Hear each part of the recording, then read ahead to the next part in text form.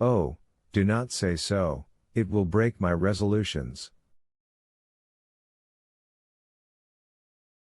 But not mine, mother, replied Albert. I am young and strong, I believe I am courageous, and since yesterday I have learned the power of will.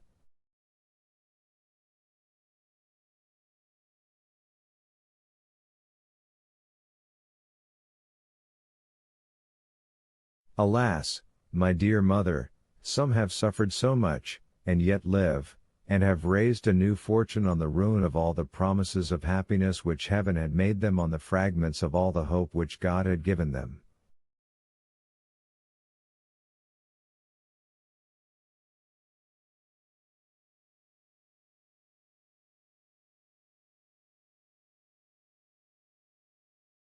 I have seen that, mother, I know that from the gulf in which their enemies have plunged them they have risen with so much vigor and glory that in their turn they have ruled their former conquerors, and have punished them.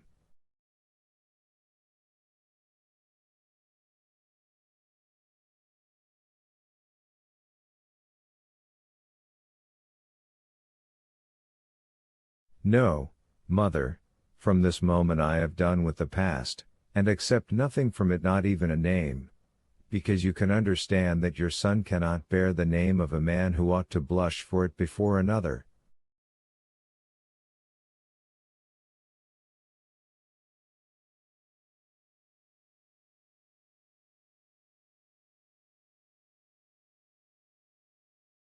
Albert, my child, said Mercedes, if I had a stronger heart, that is the counsel I would have given you. Your conscience has spoken when my voice became too weak, listen to its dictates.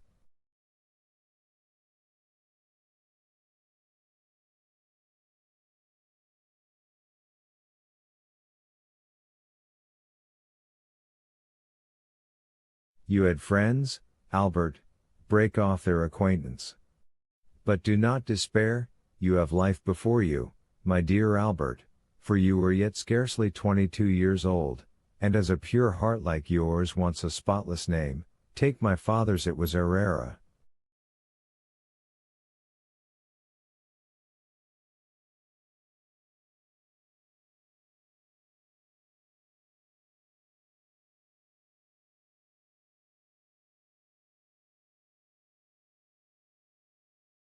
I am sure, my dear Albert, whatever may be your career, you will soon render that name illustrious.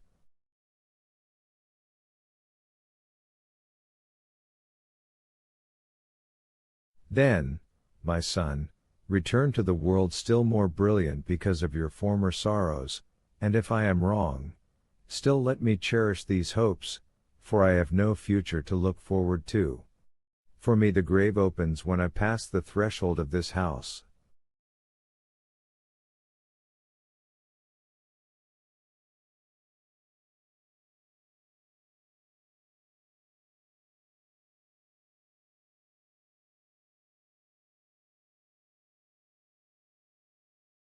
I will fulfill all your wishes, my dear mother, said the young man.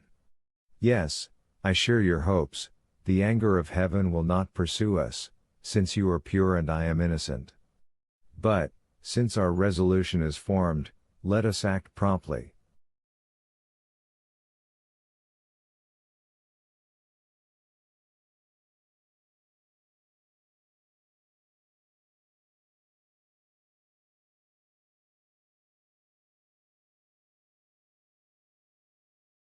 M. de Mercer went out about half an hour ago. The opportunity is favorable to avoid an explanation.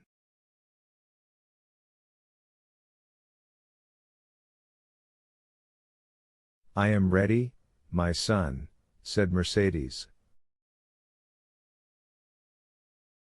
Albert ran to fetch a carriage. He recollected that there was a small furnished house to let in the Rue de Saints-Pères, where his mother would find a humble but decent lodging, and thither he intended conducting the Countess.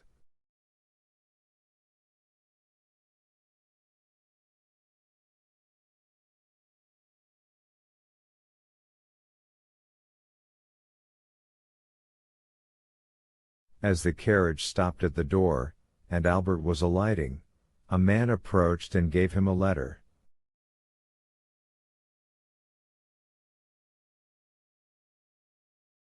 Albert recognized the bearer.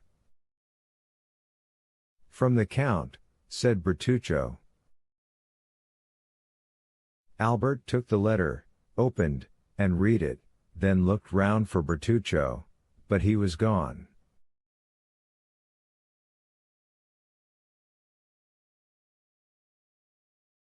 He returned to Mercedes with tears in his eyes and heaving breast, and without uttering a word he gave her the letter.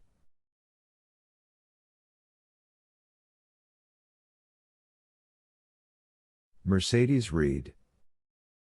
Albert, while showing you that I have discovered your plans, I hope also to convince you of my delicacy.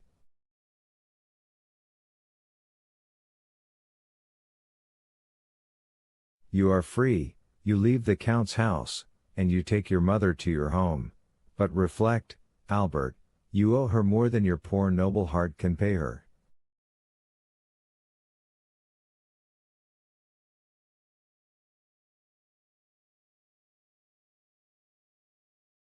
Keep the struggle for yourself, bear all the suffering, but spare her the trial of poverty which must accompany your first efforts, for she deserves not even the shadow of the misfortune which has this day fallen on her, and Providence is not willing that the innocent should suffer for the guilty.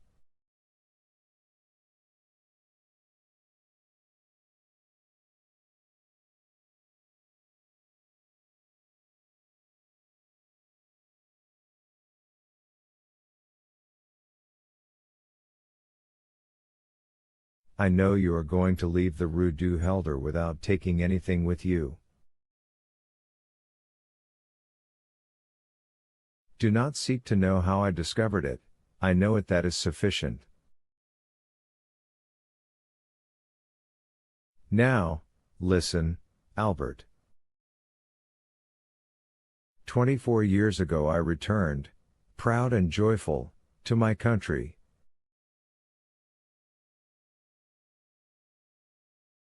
I had a betrothed, Albert, a lovely girl whom I adored, and I was bringing to my betrothed 150 louis, painfully amassed by ceaseless toil.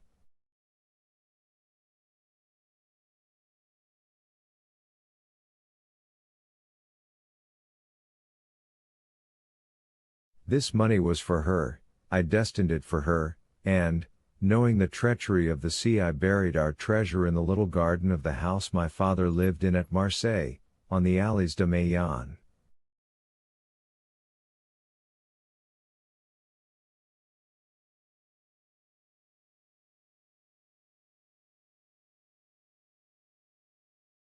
Your mother, Albert, knows that poor house well. A short time since I passed through Marseille, and went to see the old place, which revived so many painful recollections, and in the evening I took a spade and dug in the corner of the garden where I had concealed my treasure.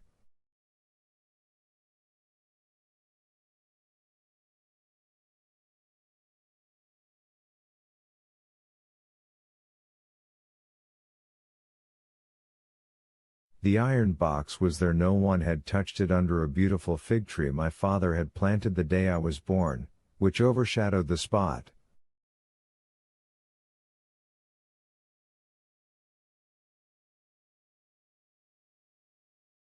Well, Albert, this money, which was formerly designed to promote the comfort and tranquility of the woman I adored, may now, through strange and painful circumstances, be devoted to the same purpose.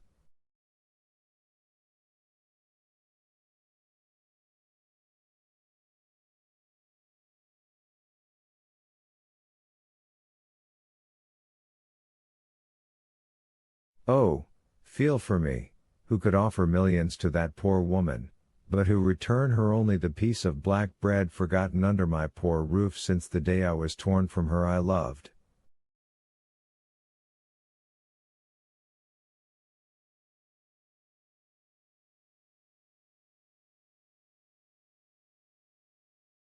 You are a generous man, Albert, but perhaps you may be blinded by pride or resentment.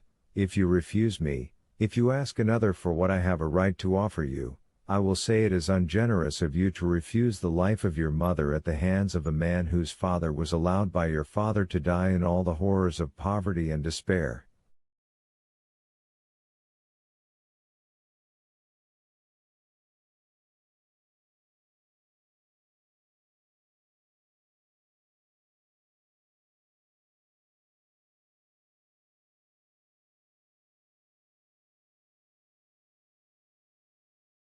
Albert stood pale and motionless to hear what his mother would decide after she had finished reading this letter.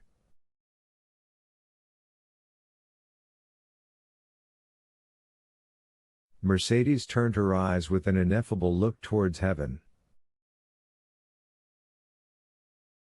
"I accept it," said she. "He has a right to pay the dowry, which I shall take with me to some convent."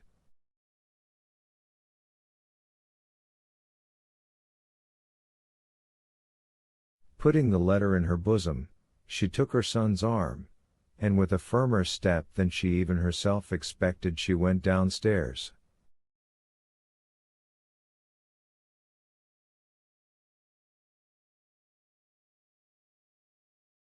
Chapter 92. The Suicide. Meanwhile Monte Cristo had also returned to town with Emmanuel and Maximilian.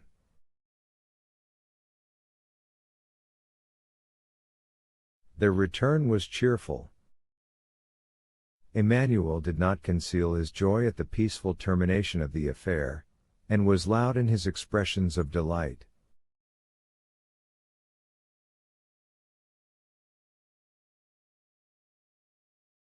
Morel, in a corner of the carriage, allowed his brother-in-law's gaiety to expend itself in words, while he felt equal inward joy, which, however, betrayed itself only in his countenance.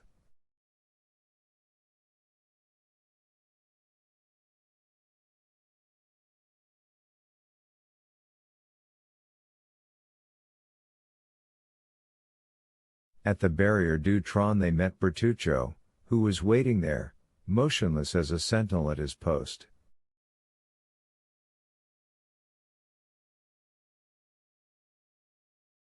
Monte Cristo put his head out of the window, exchanged a few words with him in a low tone, and the steward disappeared.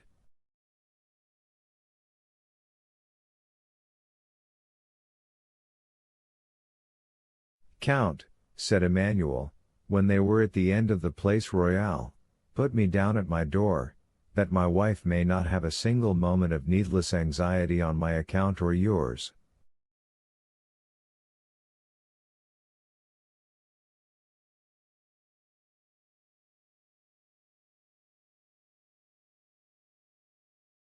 If it were not ridiculous to make a display of our triumph, I would invite the Count to our house.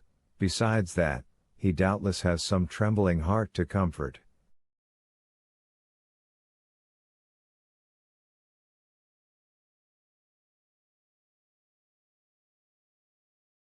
So we will take leave of our friend, and let him hasten home. "Stop a moment," said Monte Cristo, "do not let me lose both my companions. Return, Emmanuel, to your charming wife, and present my best compliments to her, and do you, Morel, accompany me to the Champs-Élysées."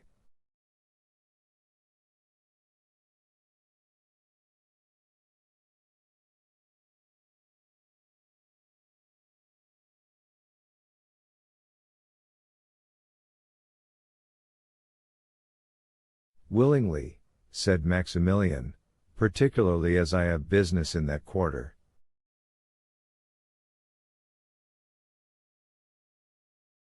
"Shall we wait breakfast for you?" asked Emmanuel. "No," replied the young man. The door was closed, and the carriage proceeded. "See what good fortune I brought you," said Morel, when he was alone with the Count. "Have you not thought so?"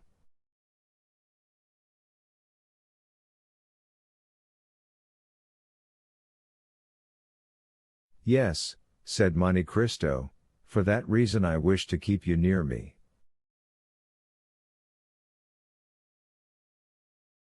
It is miraculous. Continued Morel, answering his own thoughts.